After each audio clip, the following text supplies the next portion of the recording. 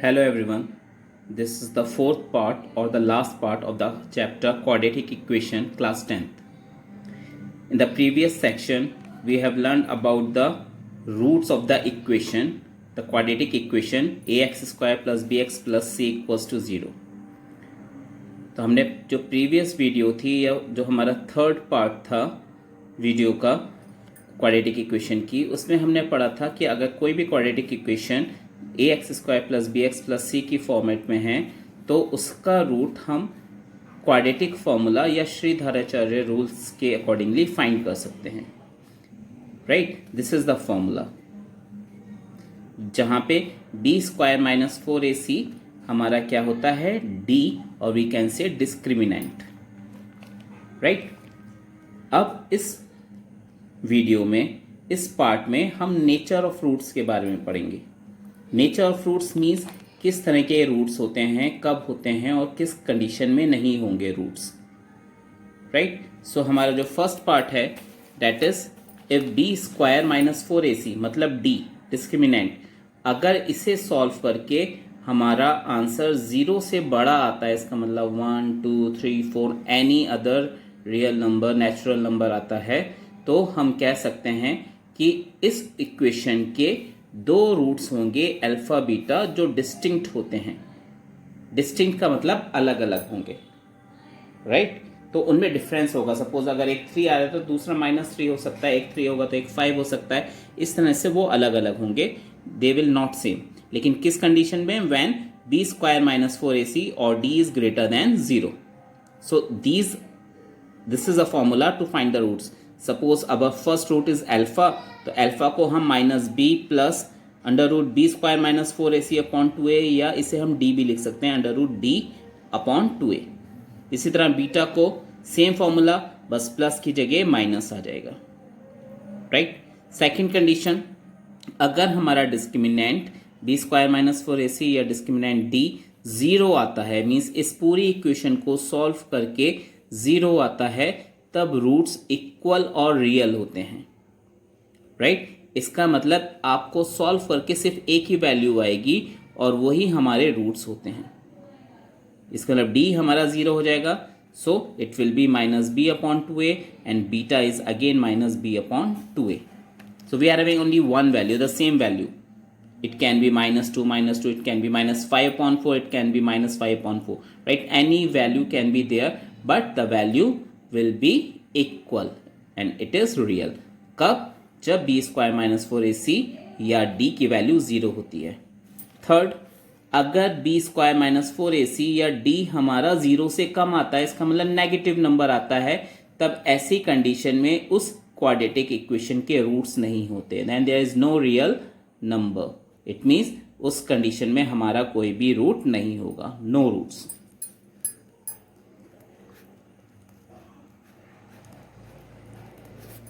Right, अभी मैं आपको पहले बता चुका हूं कि बी स्क्वायर माइनस 4ac को हम क्या बोलते हैं, डिस्क्रिमिनेंट या डी इस क्वाड्रेटिक इक्वेशन के.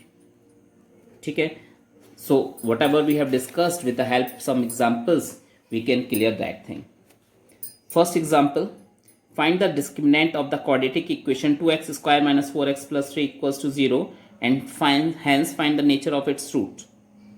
ठीक है, तो पहले हमें इस इक्वेशन का डिस्क्रिमिनेंट फाइंड करना है, डी फाइंड करना है, उसके बाद हमें रूट्स का नेचर बताना है कि किस तरीके के रूट्स होंगे. ठीक है, तो क्योंकि हमें पता है एक्स स्क्वायर के साथ जो भी कोफिशिएंट होगा वो a बन जाता है, एक्स के साथ b बन जाता है, और जो कांस्टेंट टर्म होता है that is c only. So from this equation we have we have written down the value of a, b and c. In values को हम b स्क्वायर माइनस 4ac मतलब डिस्क्रिमिनेंट की वैल्यू में put up कर देंगे, और सॉल्व करके हमने देखा answer is -8 which is lesser than 0. It means according to the third rule और द थर्ड कंडीशन, अगर वो 0 से कम आता है, नेगेटिव इंटीजर आता है, तो उसके कोई रूट्स नहीं होंगे. So we have written here कि so the given equation has no real roots. right, I hope थोड़ा सा आइडिया होगा आप लोगों को हो गया होगा कि how we have to solve the questions. चलिए, now we will move toward the exercise 4.4, the last exercise of the chapter, or we can say this is the last video of this chapter. Then first question, find the nature of the roots of the following quadratic equation. If the real roots exist, find them. अब question क्या है, ये जो हमें equations दे रखी हैं इनके हमें बताना है इनके रूट्स का नेचर क्या होगा. Are they distinct and real, are they equal and real, या फिर they are not having any real roots. ये तीन कंडीशन होती है. तो हमें बताना है कि किस तरह की इनका नेचर होगा रूट्स का, और अगर रियल रूट्स होंगे इन इक्वेशंस के तो हमें वो फाइंड भी करना है, right, by using the quadratic formula. So this is 2x square minus 3x plus 5 equals to 0. यहाँ से हमने ए बी सी की वैल्यू लिख दी. हमने D B square minus 4ac से फाइंड कर लिया. आंसर आया -31. थर्ड इक्वेशन के अकॉर्डिंगली, थर्ड रूल के अकॉर्डिंगली, अगर वो 0 से छोटा है तो उसके कोई रियल रूट्स नहीं होंगे, right. Then second one, 3x square minus 4 root 3x plus 4 equals to 0. तो यहाँ से फिर ए बी सी की वैल्यू लिख दी हमने. इन वैल्यूज को हमने बी स्क्वायर माइनस 4ac में पुटअप करा. हम देख सकते हैं -4 रूट 3 का होल स्क्वायर, तो -4 का स्क्वायर 16 हो गया. रूट 3 का स्क्वायर करेंगे तो 3 आ गया. -4 इंटू 3 इंटू 4 मतलब 4 4 16 एंड 16 3 48. इट मीन्स 48 माइनस 48 और 0. It means according to the second law or the second condition, when d is 0 then the equation is having equal and real roots. तो हमने nature लिख दिया कि उसके इक्वल रियल रूट्स होंगे. अब कैसे फाइंड करना है? By using a formula x equals to minus B plus minus root D. D की जगह हमने बी स्क्वायर माइनस 4ac भी लिखा है upon 2a, right. So b की वैल्यू हमारी क्या थी? It is -4 root 3. तो यहाँ पे माइनस साइन ये वाला एज इट इज आएगा. b की जगह हमने -4 रूट 3 लिख लिया प्लस माइनस. d की वैल्यू हमने यहाँ से चेक करी थी, it is 0, so under root 0 और 0 upon 2a means 2 into 3, right. Solve करा, minus minus will come plus. तो 4 रूट 3 अपॉन 2 3 6. 2 से ये दोनों कैंसिल कर दिए. 2 2 4, 2 3 6 और it will come 2 root 3 upon 3. ठीक है, आपको पता है जब 0 होता है d तो a की वैल्यू हमारी आती है. It means this is alpha and as well as this is beta. So the roots are 2 root 3 upon 3 and again 2 root 3 upon 3. Then third part 2x square minus 6x plus 3 equals to 0. फिर से A B C की value हमने put up कर दी. d find करा, it is 12 which is greater than 0. इसका मतलब अब हमारे डिस्टिंक्ट रियल रूट्स होंगे. फिर से हमने क्वाड्रेटिक फॉर्मूला लिखा, minus B plus minus under root D upon 2a. d की वैल्यू अब 12 है तो हमने यहाँ 12 लिख दिया. b हमारा -6 था तो माइनस ये वाला एज इट इज रहेगा और b की जगह -6 पुटअप कर दिया.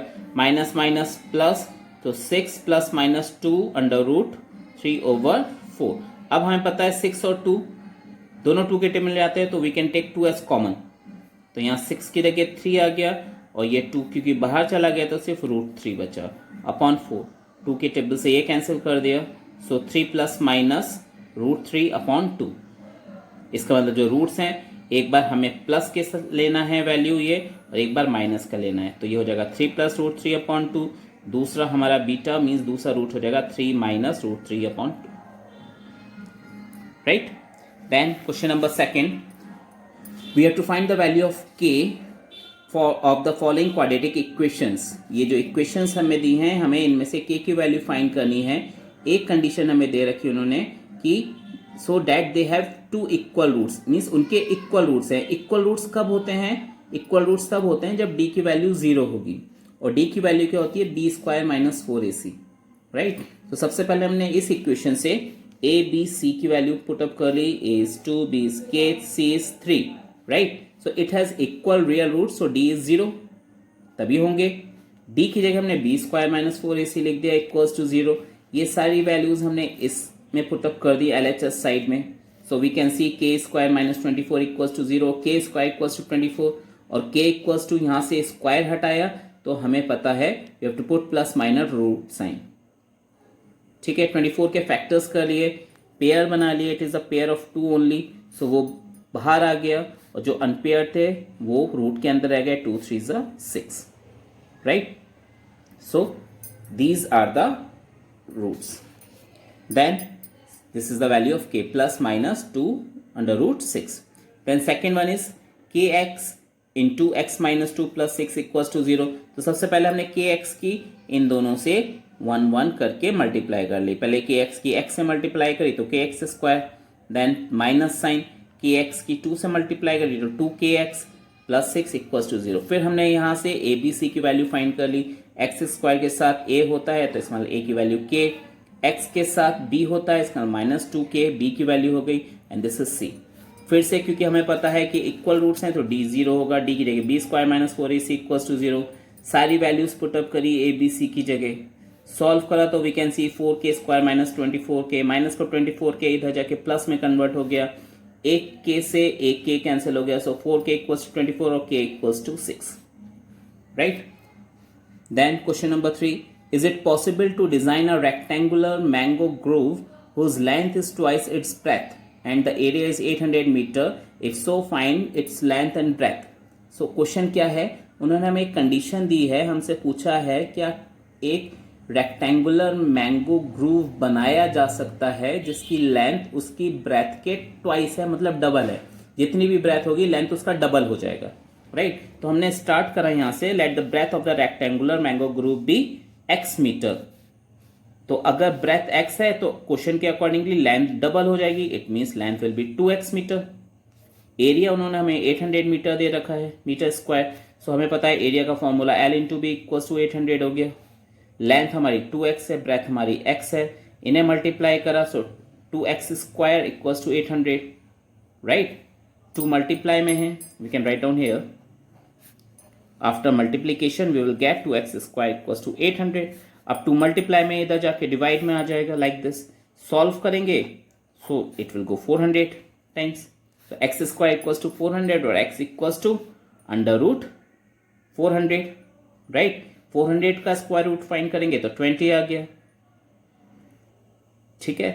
अब ब्रेथ x थी तो ब्रेथ 20 मीटर, लेंथ 2x थी मतलब 2 इंटू 20 या 40 मीटर, right?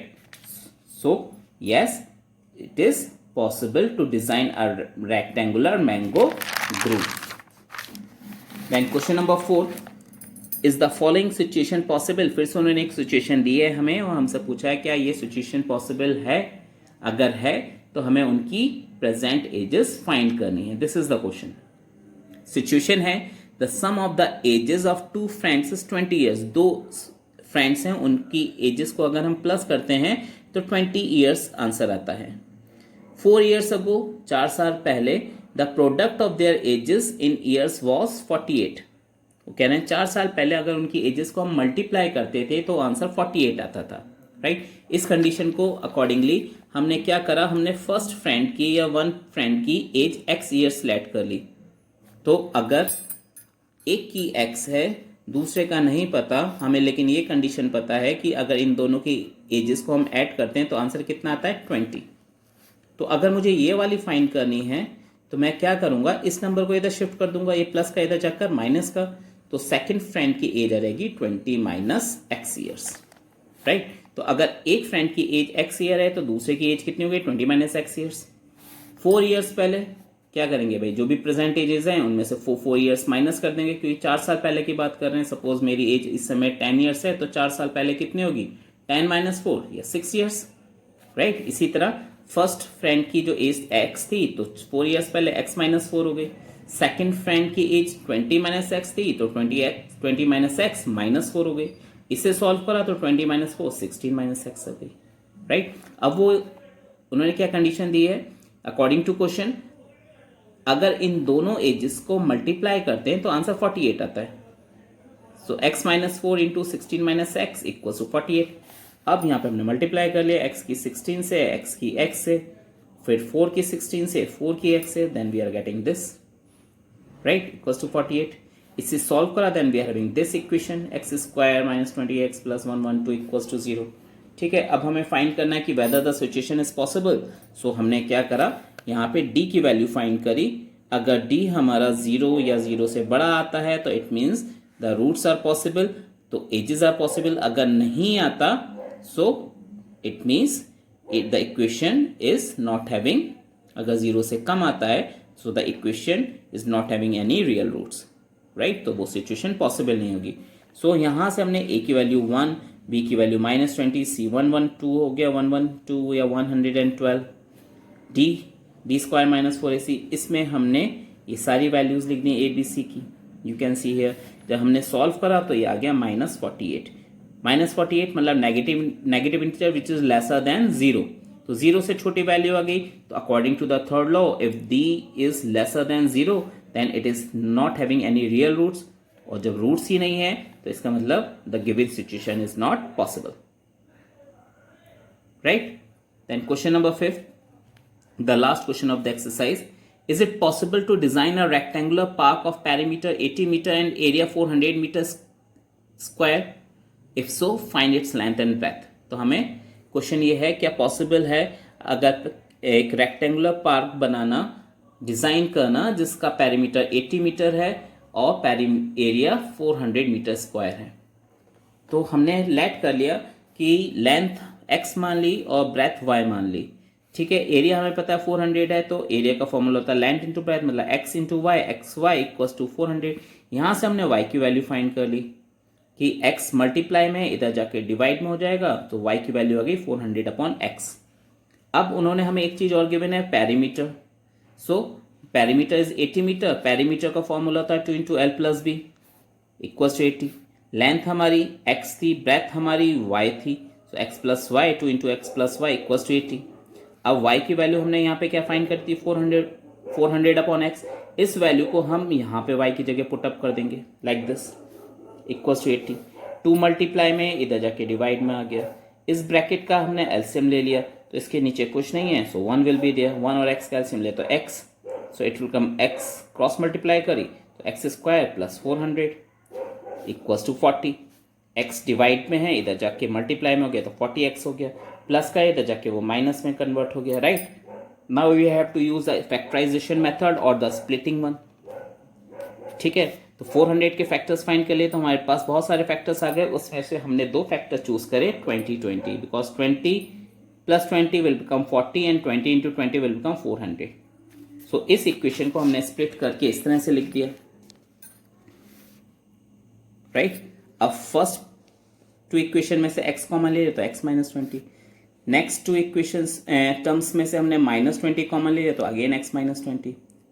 सो जो सेम ब्रैकेट्स हैं उसे कॉमन ले लिया और जो बाहर बचा उसे दूसरी ब्रैकेट में। We can see we are having the same brackets, इसका मतलब हम दोनों ब्रैकेट्स को अगर 0 के अकॉर्डिंगली इक्वेट करते भी हैं तो आंसर एक ही आएगा 20।